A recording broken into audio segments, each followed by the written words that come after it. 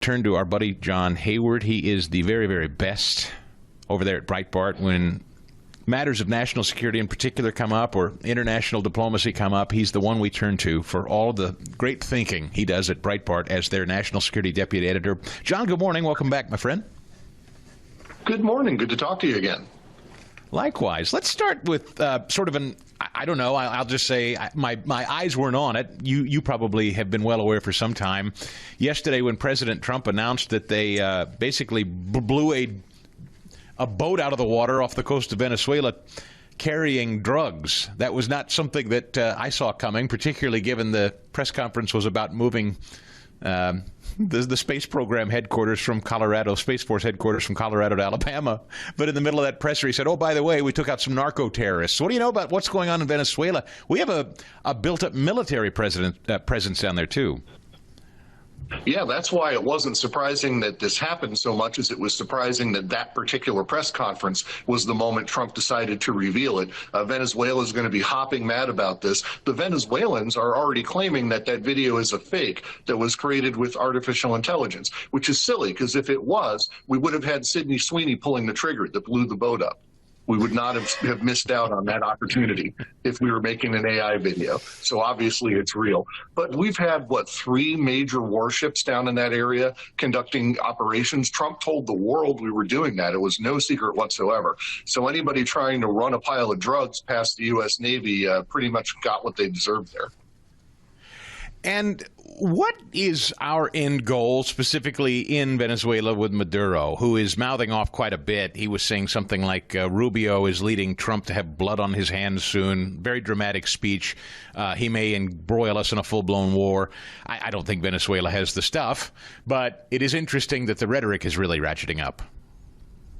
Yeah, this is an opportunity for Maduro, the dictator, who is constantly struggling with uprisings and resistance like dictators do. He looks for any opportunity to bring his people together by thumping the war drum and nationalism. So he's going through this ridiculous dog and pony show where he's supposedly calling up the reserves and having mass recruiting drives, which nobody showed up for. It was a huge embarrassment for his regime. So they had to cook up some propaganda to cover that nobody showed up when he tried to recruit people to fight the United States.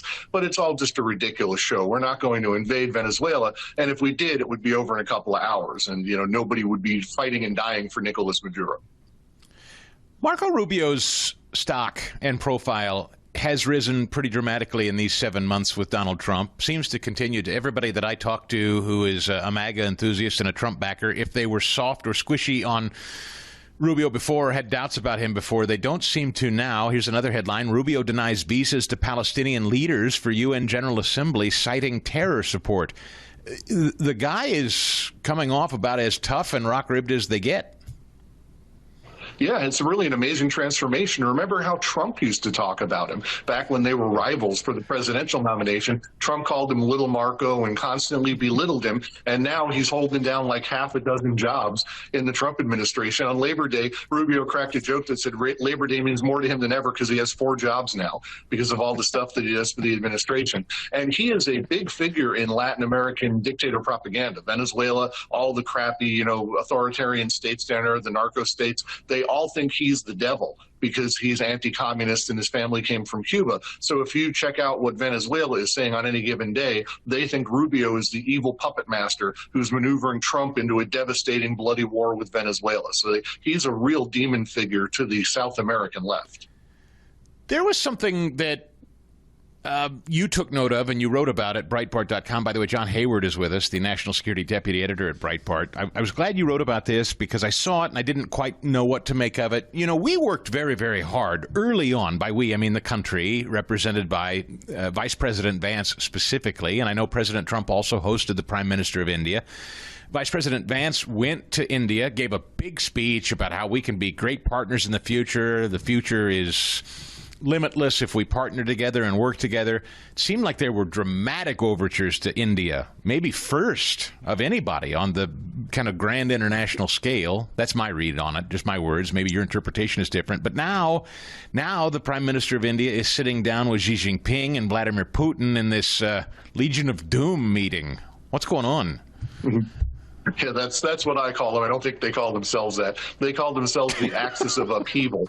But yeah, this big military parade. China's having a big parade today to celebrate the 80th anniversary of World War II, which they say they won.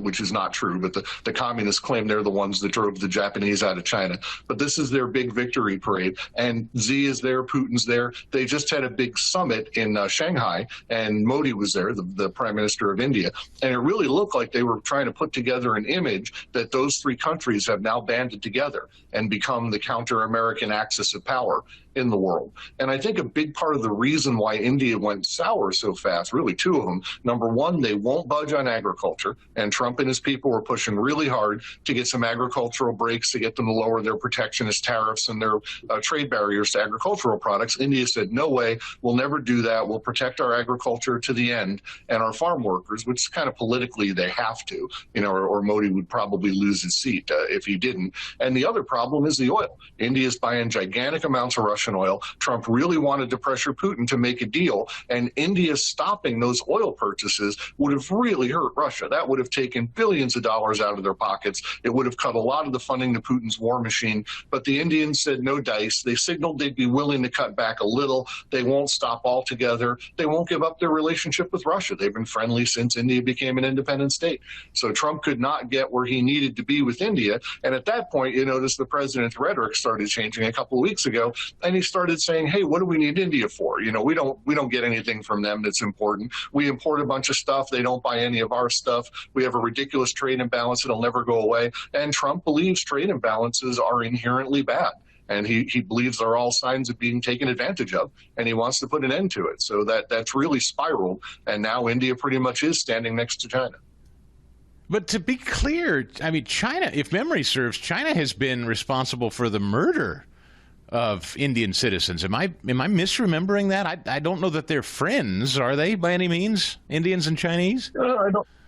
I don't know if friends is the right word, but when great nation states deal, what's a few dead civilians here and there? That's never been a big obstacle to powers making an alignment before. Powers have interests. They don't have vendettas that last forever that are emotional. And China and India are both making some calculations. It was 2-3 years ago that Indian and Chinese soldiers were up in the Himalayas beating each other to death with clubs because they weren't allowed to fight with guns as they were fighting over territory. And now the whole message out of the Shanghai summit that India just attended is all of that's taken care of. It's water under the bridge. India and China see a common future, common goals. I don't think that's going to hold up because there are some structural reasons why India and China tend to be adversaries. But one thing India really, really hates about the United States, for example, is that we're being nice to Pakistan. They hate that Trump is reaching out to Pakistan. They hate the Pakistanis credit Trump with ending the almost war that India and Pakistan fought a couple of months ago. They just despise all that. Well, China's as friendly with Pakistan as you could be. They tried to bring Pakistan into the Belt and Road program, which is their big infrastructure plan. They spent billions of dollars developing infrastructure in Pakistan. At some point, India is going to look across the table at China and say, stop being nice to those guys. They're our enemies. And China's going to say no. And so bottom line, do you think India ends up striking some kind of trade deal with us, or Trump has basically written them off and has, I mean, China, we still haven't really finished with China, to be clear. Russia is what Russia is. I mean, do you see any movement between these three, any of these three?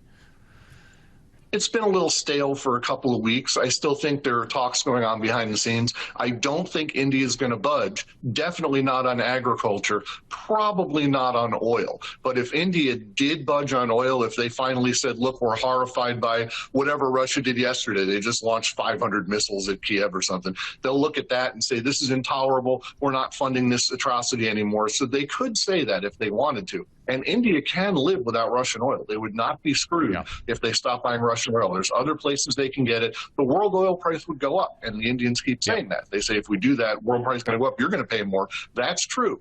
But is that worth it to choke out Vladimir Putin's war machine? I still think that can happen. Thank you, John.